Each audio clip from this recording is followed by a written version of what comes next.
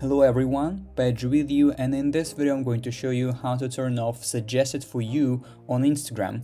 So actually it is very easy. I'll show you how to do that. So first of all, we need to go to the Safari browser or any other browser you are using and type here in the search bar Instagram, because we cannot do that in the Instagram application itself. So go to the Instagram and click on the first website appears, instagram.com.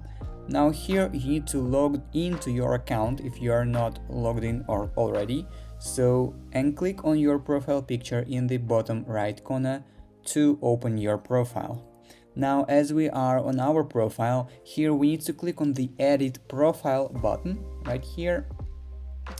And now you will be able to edit your profile. So here you need to scroll down just a little until you will find the text that says show account suggestions on your profile and show account suggestions on your profile option.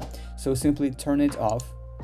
And basically when you turn this off, you won't see any suggested for you on Instagram anymore, but it also means that nobody will also see your account on their suggestions. So make sure that you know this fact, and when you are ready you need to click on the submit to confirm all the changes you did. And as you can see, profile saved, and basically it means so that we are successfully turned off suggested for you on Instagram. If you found this video useful, leave a like and subscribe to the channel.